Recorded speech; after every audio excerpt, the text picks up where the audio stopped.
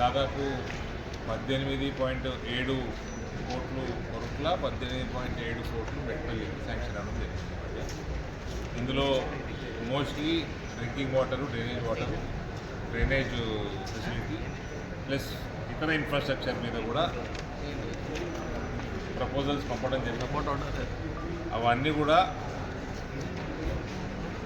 Fast పేస్లో చేయాలన్నది నిర్ణయం చేయడం జరిగింది.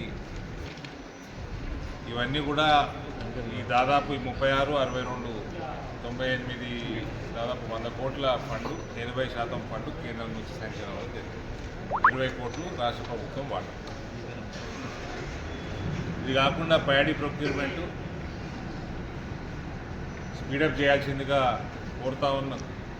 కోరడం జరిగింది. రెండోది, ఏదైతే రైతుకి ఇబ్బంది లేకున్నంత వరకు ఏదైతే వాళ్ళకి ఏమన్నా డస్ట్ ఎక్కువ ఉన్నా ఏమన్నా కూడా అప్పటి వరకు ఏమైనా కోతలు ఉన్నా పర్వాలేదు, కానీ కొన్ని చాలా మటుకు కంప్లైంట్స్ రావడము, దాదాపు బ్యాగుకి 2 కిలోలు, 3 కిలోలు, 4 కిలోలు కోతలు చేస్తున్నారని, ఇది మాత్రం తక్షణమే ఆపాల్సిందిగా,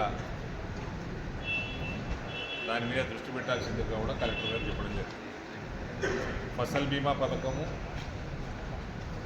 రాష్ట్ర ప్రభుత్వం యాటిట్యూడ్ బాగాలేదు.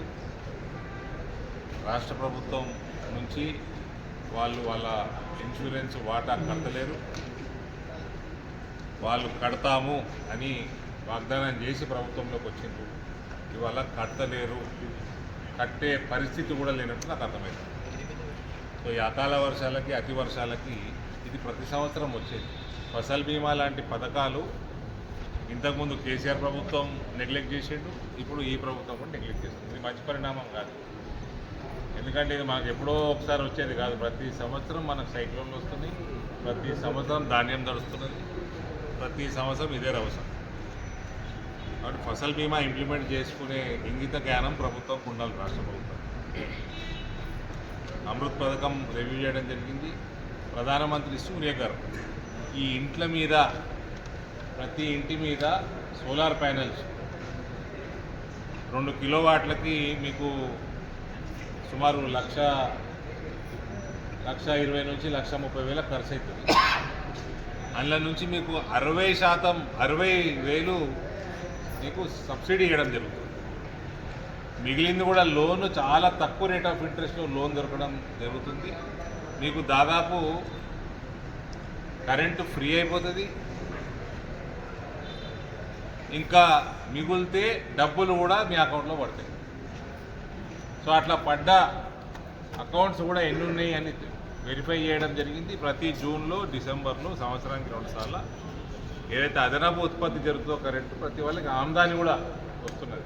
కాబట్టి దాని మీద కూడా ఈ స్కీమ్ మీద అవగాహన పెంచాల్సిందిగా ఈ డిస్ట్రిక్ట్ అడ్మినిస్ట్రేషన్ అడ్వైజ్ చేయడం జరిగింది. వాళ్ళు రాష్ట్ర ప్రభుత్వంతో ఏం కోఆర్డినేట్ చేసుకొని ఇంప్లిమెంట్ చేసుకుంటే it is more not just economical for the poor but also environment friendly.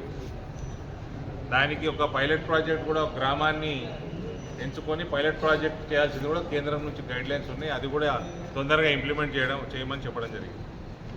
Mudra లోన్ల పరిస్థితి నాట్ బ్యాడ్, ఫర్దర్ ఇంప్రూవ్మెంట్ చేసే విధంగా కూడా చర్యలు తీసుకోవాల్సిందిగా విశ్వకర్మ యోజన కింద comparatively Jagtial is not bad, it is better in Telangana.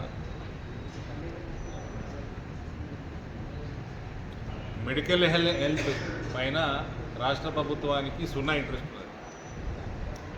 రూపాయి ఇస్తలేరు, స్కానింగ్ మిషన్లు పెడతలేరు. సెంటర్ ఏమో మెడికల్ కాలేజీలకు పర్మిషన్లు ఇస్తున్నది, దాని తగ్గట్టు హాస్పిటల్ అప్గ్రేడేషన్ పర్మిషన్లు ఇస్తున్నది, దానికి తగ్గట్టు వాళ్ళ ఫండ్ వస్తున్నది, కానీ ఇక్కడ నుంచి ఫండ్ వస్తలేదు, హాస్పిటల్ అప్గ్రేడ్ అవుతలేదు. టోటల్ నెగ్లిజెన్స్ స్టేట్ గవర్నమెంట్ నుంచి హెల్త్ డిపార్ట్మెంట్ మీద ఉంది.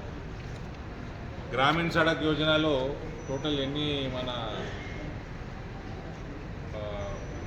దాదాపు ఒక బ్రిడ్జు, ఇది ఒక రోడ్డు, మీకు చెప్తాను.